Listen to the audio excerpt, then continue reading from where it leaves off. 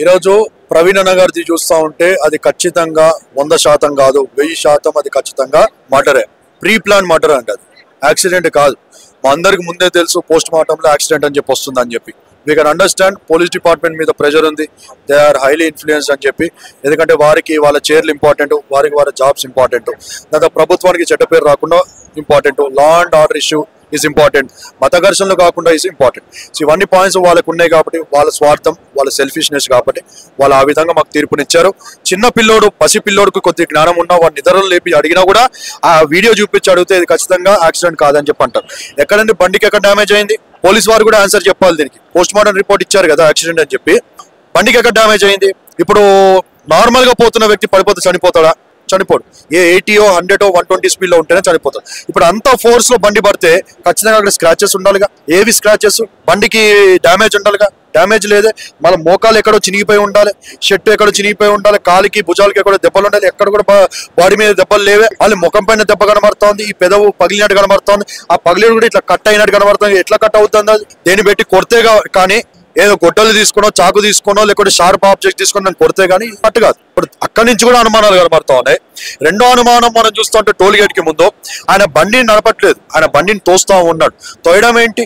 Toll gate దాటితో బండి start అయింది. ఒకవేళ పెట్రోల్ అయిపోయింది అనుకుందాము, బండి పాడైంది అనుకుంటాము, మళ్ళీ ఆయన తర్వాత కూడా తోసుకుంటూ వెళ్ళాలి, పక్కన ఆపుకోవాలి. తర్వాత ఎందుకు స్టార్ట్ అయింది అంటే ఆ టోల్ గేట్ దగ్గర మనకు ఆయన తోసే విధానంలో క్లియర్ గా కనబడేది ఏంటంటే ముందే ఆ టోల్ గేట్ కి ముందే ఏమైనా దాడి జరిగిందా అనేది మా అనుమానం. దాడి జరిగింది కాబట్టి ఆయన అక్కడి నుంచి తప్పించుకోవడం కోసము ఆ బండిని తోసుకుంటూ రావడము, టోల్ గేట్ దాటంగా బండి స్టార్ట్ అవ్వడము, అక్కడి నుంచి ఆయన కొద్దిగా స్పీడ్ గా వెళ్ళిపోవడం కనబడతాం. ఇవి మా అనుమానాలు. అంటే పోలీసు వాళ్ళు ఏం చెప్తా ఉన్నారు అంటే ఏదో కారు ఏదో అనుమాన స్థితిలో పడిపోయినాడు, కారు గుద్దిపోయింది అని చెప్తా ఉన్నారు. ఆ కారు డీటెయిల్స్ ఏమైనా తెలిసి కారు గుద్దినట్లయితే నేను అదే అంటా ఉన్నాను. ఇప్పుడు కారు ఒకవేళ స్లో, ఆయన ఏ స్పీడ్ లో ఉన్నట్టండి, ఒకవేళ 5 కిలోమీటర్సా, 10 కిలోమీటర్సా, 20 కిలోమీటర్సా, 30 కిలోమీటర్సా, 80 కిలోమీటర్సా, 100 కిలోమీటర్సా, ఒకవేళ కారు గుద్దినట్లయితే బండి పడాలిగా. బండి పడితే బండి పడిన ఆనవాళ్ళు కనబడాలిగా, ఆ స్క్రాచెస్ కనబడాలిగా, రోడ్ ఎక్కడో డ్యామేజ్ అయి ఉండాలిగా, గీతలు కనబడాలి కదా, బండికి హ్యాండిల్ కి స్క్రాచెస్ కనబడాలిగా. ఎక్కడ ఏమి లేవే. బండి డ్యామేజ్ లేదు, రోడ్ డ్యామేజ్ లేదు, మనిషి ముఖము ఒకటే డ్యామేజ్ ఉంది, బాడీ ఎక్కడ డ్యామేజ్ లేదు. అది కారు ఎట్లా గుద్ది వెళ్ళారని చెప్పి నేనేమంటానంటే ఈయనకు ముందే దాడి జరిగింది. ఈయన అక్కడి నుంచి తోసుకుంటూ మొత్తానికి ఎక్కడ సేఫ్ జోన్ కి వెళ్ళాలని చెప్పి ఈయన తోసుకుంటూ బయలుదేరాడు. వెళ్తూ ఆ కారుకి, నాకు తెలిసి కారుకి 2 విషయాలు ఉన్నాయి ఇక్కడ.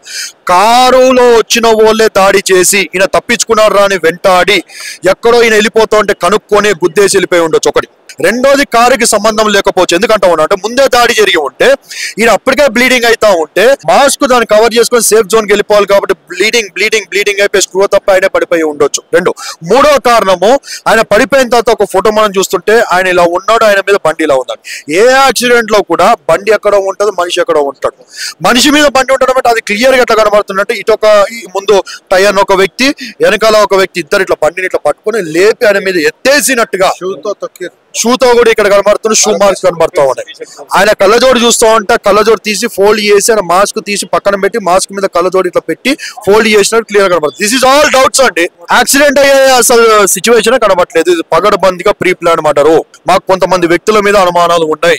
ఆ వ్యక్తులని విచారణ చేయండి, proper thorough serious deep investigation చేయాలని చెప్పి గవర్నమెంట్ నేను కోరుతా ఉన్నాను, డిమాండ్ చేస్తా ఉన్నాను. లేని పక్షంలో ఈ నిరసనలు ఆగవు, ఈ ధర్నాలు ఆగవు, ఈ ర్యాలీలు ఆగవు. గుర్తు పెట్టుకోమని చెప్పి అంటా ఉన్నాం. ఇప్పుడు సర్పంచ్ ఎలక్షన్స్ వస్తా ఉన్నాయి, ఏ ముఖం పెట్టుకొని మా దగ్గరకు వస్తారని చెప్పి అంటా ఉన్నాం. ఏం చెప్తా ఉన్నారు అంటే ఇతర మతపరమైన కామెంట్ చేయడం వల్ల ఇతర మతస్థులు ఎవరైతే ఉన్నారో కొందరు ఫాలో చేస్తా ఉన్నారు. ఎక్కడికి వెళ్ళినా, ఏ ప్రార్థన మందిరానికి వెళ్ళినా ఫాలో చేస్తా ఉన్నారు. ఎప్పటి నుంచి జరుగుతుంది? నిజమేనా? అదే కారణం. మతము విషయంలోనే, మతము అనే మత్తే ఈరోజు ప్రవీణ్ అన్న ప్రాణం తీసింది.